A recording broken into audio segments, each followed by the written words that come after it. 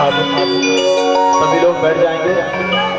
जो बाहर खड़े हैं वो लोग अंदर आ जाएंगे। अब कथा का चौथा चरण, जिन्होंने आज तक कथा नहीं सुनी होगा, जो बाहर खड़े हैं वो लोग अंदर बैठ जाएंगे। अब कथा केवल 10 मिनट की है। कथा केवल 10 मिनट की। भगवान सबको परमानंद देते हैं और कलयुग का आगमन भी होना है। और जब भगवान कली का प्रादुर्भाव भी यहाँ धराधाम पर होना है, भगवान सबको आनंद देते हैं। एक बात ध्यान रखना चाहिए, हमको भगवान को नहीं भूलना चाहिए। विपत्ति को विपत्ति नहीं कहते, बल्कि भगवान को भूल जाना सबसे बड़ी विपत्ति है। और कली का आगमन भी होना है। यदुवंश की बुद्धि बिगड़ गई है, उनकी बुद्धि में विकृति आ गई है। जाको प्रभु दारुण दुख देही, ताकि मति पहले हर ले। परमात्मा जिसको तकलीफ देते हैं उसकी बुद्धि बिगड़ जाती है। यदुवंश एक दूसरे पर वार करने लगे, तलवार खनक उठी, धनुष से बाल चलने लगे। कृष्ण बलराम समझाने लगे, अरे बेटा क्यों झगड़ते हो। यदुवंश की बुद्धि को ऐसा बिगड़ी कि वे कृष्ण और बलराम पर मारने दौड़े। कृष्ण ने बलराम से कहा, भैया अब यही होना है। श्री कृष्ण बलराम वहां से चलकर ऊंचे टीले पर चढ़ गए। प्रभात क्षेत्र में लड़ते लड़ते यदुवंशी आ गए।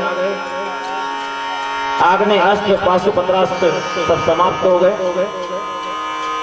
भगवान कृष्ण का एक पुत्र था सांब, जिन्होंने दुर्वासा ऋषियों से मजाक करी थी कि बोले एक मटका बांध दिया और क्या होगा। दुर्वासा ऋषि ने कहा कि इससे मुसल होगा और तुम्हारे जतियों का विनाश होगा।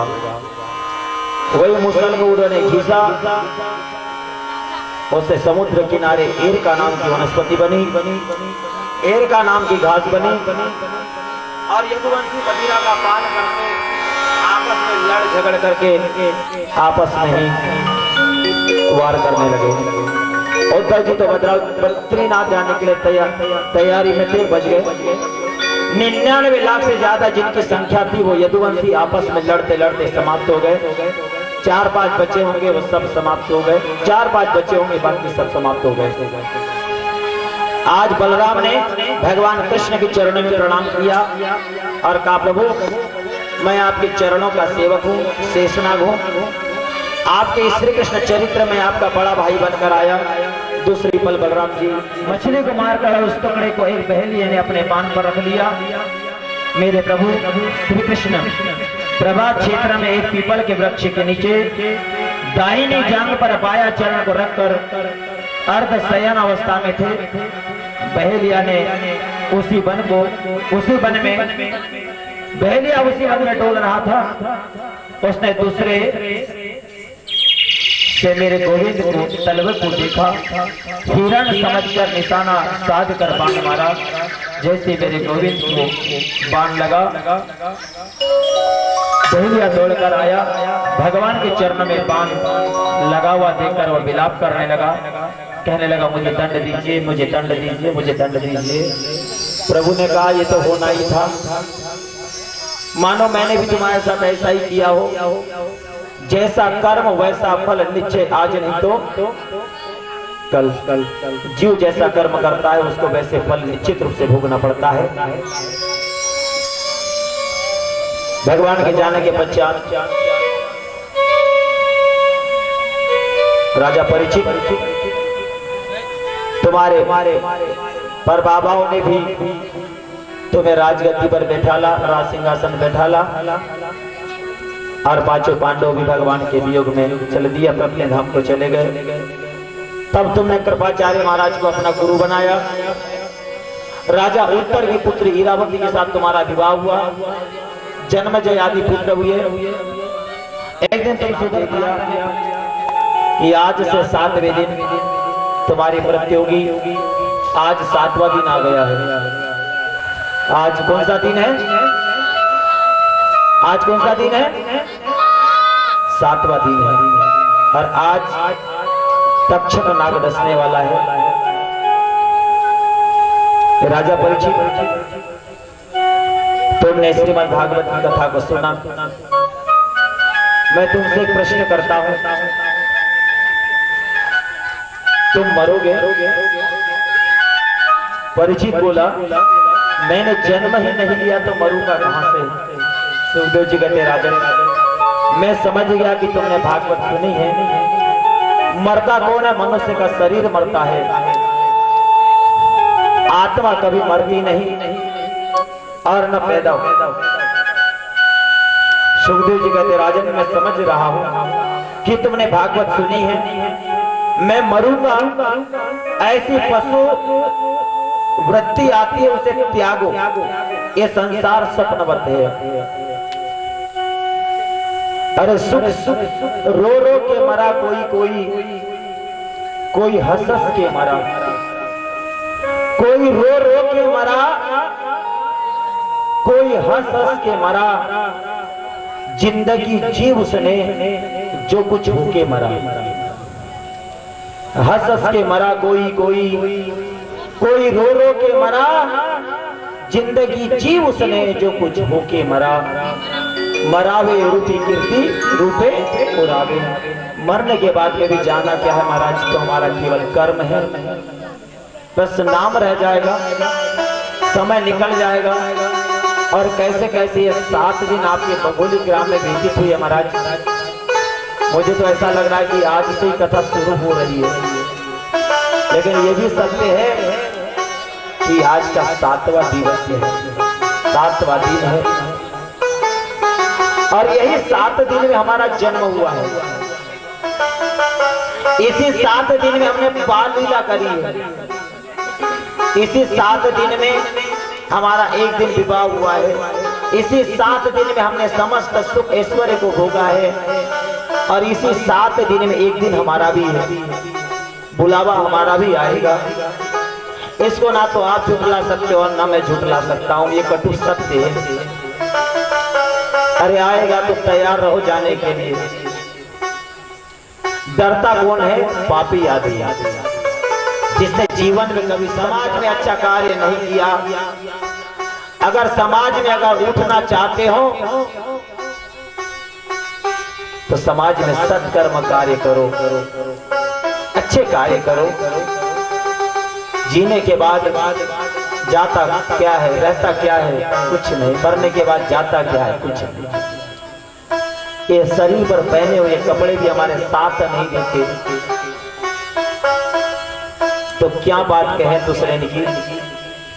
जब अपना शरीर ही अपना साथ नहीं देता तो क्या भरोसा करें दूसरों का?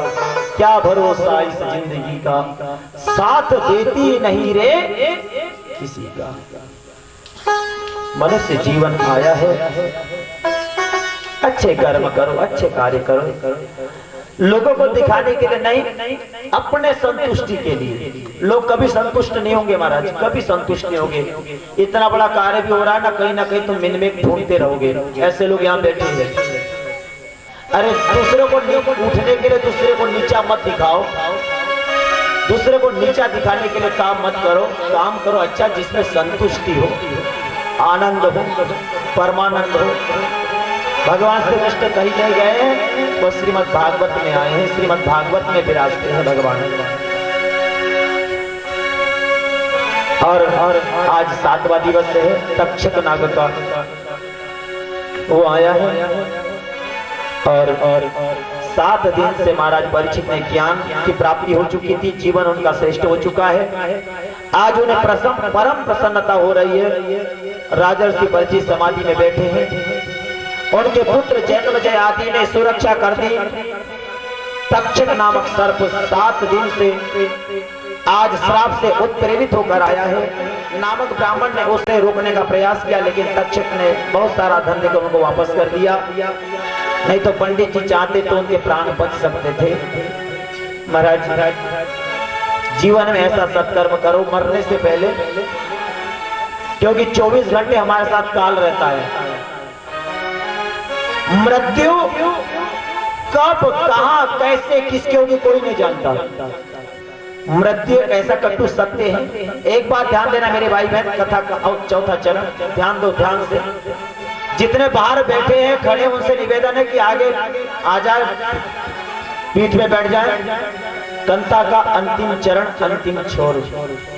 जिसके जीवन में दुख है कभी ना कभी सुख आएगा। जिसके जीवन में दुख है कभी ना कभी सुख, जिसके जीवन में सुख है तो कभी ना कभी दुख आएगा। सूर्य उदय हुआ है तो अस्त होगा, अस्त हुआ है तो उदय भी होगा। शुक्रवार है तो शनिवार आएगा, शनिवार गया तो रविवार आएगा। लेकिन एक बात बता दूं मेरे भाई बहन, एक बार इस शरीर से भी प्राण निकल गए, इस शरीर से एक बार चेतनमय आत्मा निकल गई तो दोबारा इस शरीर में आने वाली नहीं है। इसलिए मनुष्य जीवन अनमोल रे, माटी में ना मोल रे। मनुष्य जीवन बड़ा अनमोल है। असारे संसारे विषयो विषयांगधिका क्षणार्थ क्षेमार्थ पिबतम सुख गाथा तुल्यम। संसार असार है मेरे भाई बहन। अब कथा का सार चल रहा है। कथा तो इतनी सारी है, अगर हम बताएं तो इतनी कथा कम पढ़ने वाली है, लेकिन इतनी कथा 7 दिन में श्रवण कराई है। एक छोटी छोटी रुमाल या गमछा अपने लाया हो, सेव का पल्ला हो, अपना साड़ी का पल्ला अपने सर पे रख लो, रुमाल बुट्टी जो भी है अपने सर पे रख लो। और अब कथा का अंतिम सार चलेगा। अंतिम सार मतलब आज तक जिन्होंने कथा नहीं सुना है, उस कथा को जो बाहर बैठे हैं उनसे निवेदन है अपने सर पे एक कपड़ा रख ले। जितने बाहर बैठे हैं सभी लोग, ये 7 दिन की कथा है और 7 दिन का मुझे आप लोगों ने समय दिया था। 21 तारीख से लेकर 27 तारीख तक आज ये श्रीमद् भागवत ज्ञान यज्ञ सप्ताह का 7वां दिवस पूर्ण होने जा रहा है।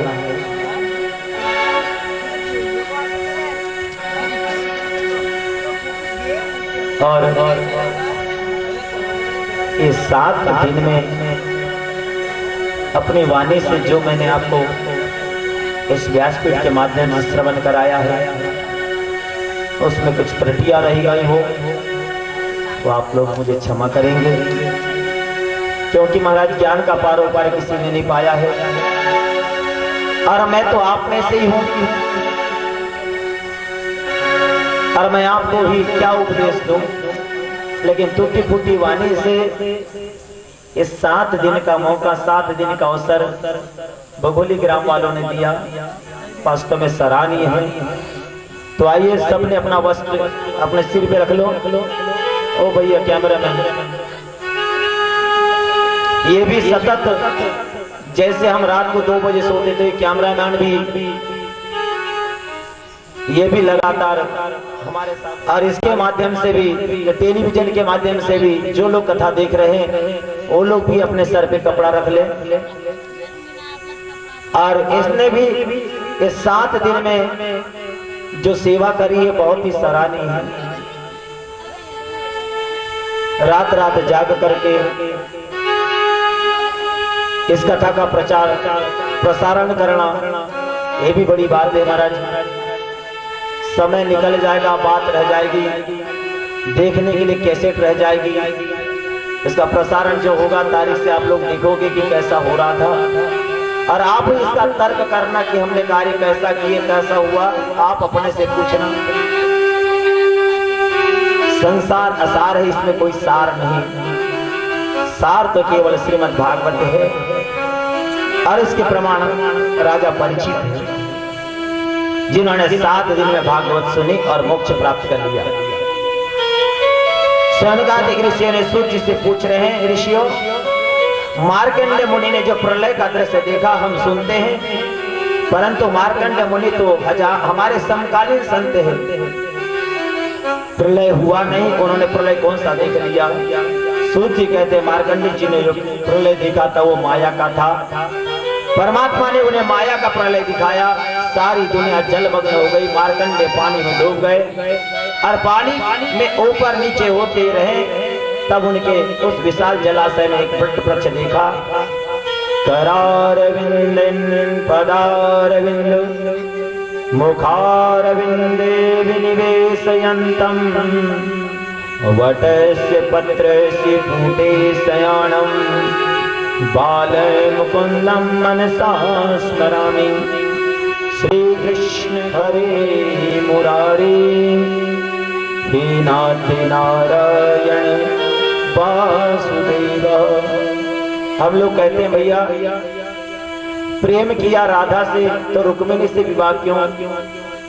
त्याग की मूर्ति है राधा। एक ज्योति के दो रूप है, ऊपर वाली ज्योति राधा, नीचे वाली ज्योति कृष्ण। ऊपर वाली ज्योति कृष्ण, नीचे वाली ज्योति राधा, दोनों एक ही है महाराज। जब तक हम राधा तत्व को न समझे तब तक हमको श्रीमद् भागवत कथा समझ में नहीं आएगी, जिसको कहते हैं हम राधे। श्रीमद् भागवत के 10 लक्षण है। सर्ग विसर्ग स्थान पोषण ऊति मनवंतर कथा ईशानु कथा निरोध मुक्ति और आश्रय। श्रीमद् भागवत में 18,000 श्लोक है, 335 अध्याय है और 12 स्कंद है। प्रथम स्कंद में सुखदेव जी का जन्म प्रसंग, कुंती स्तुति, भीष्म स्तुति, राजा परीक्षित की सभा में सुखदेव जी का आगमन आदि का वर्णन। द्वितीय स्कंद में सदो मुक्ति क्रम मुक्ति का वर्णन, ब्रह्मा की उत्पत्ति चतुश्लोकी भागवत।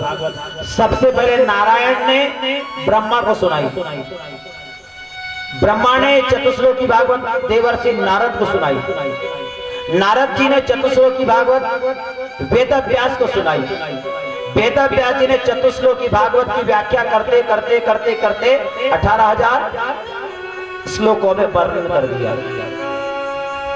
तृतीय स्कंद में मितुर विदुर मैत्री संवाद, कपिल देवहूति संवाद, हिरण्याक्ष का वध, पृथ्वी की स्थापना। चतुर्थ स्कंद में सती चरित्र, ध्रुव चरित्र, ध्रुव वंश का निरूपण। पंचम स्कंद में प्रियव्रत, आकरेंद्र, नाभि चरित्र, जड़ भरत, 28 नरकों की कथा। छठवें स्कंद में अजामिल की कथा, गुरु हत्या का परिणाम, मरुदगणों की उत्पत्ति।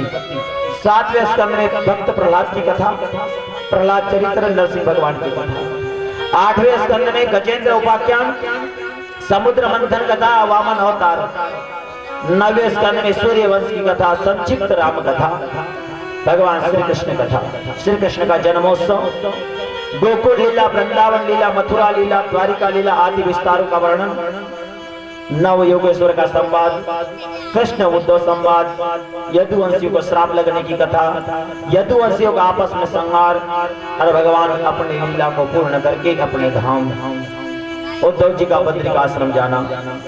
12वें स्कंद में कलयुग के दुर्गुणों का वर्णन आता है, भगवान के नाम की महिमा आती है।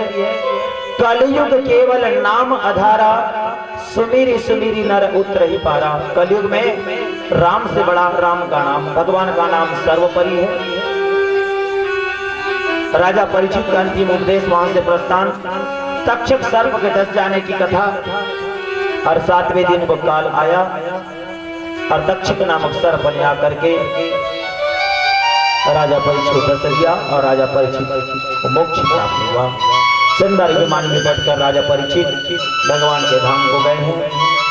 जन्मजय का सर्प यज्ञ कराना, आस्तिक होने का उपदेश, मार्कंडे को माया का प्रलय देखा, संक्षिप्त में भागवत का सार। अंत में सुख जी कहते हैं, निम्न गाना यथा गंगा देवानाम मुचते यथा वैष्णवानो यथा शंभु पुराणादि तथा। बहने वालों में जैसे गंगा श्रेष्ठ है, देवताओं में अच्युत कृष्ण श्रेष्ठ है, वैसे वैष्णव में शंकर श्रेष्ठ है, वैसे पुराणों में श्रीमद् भागवत ग्रंथ सबसे श्रेष्ठ है।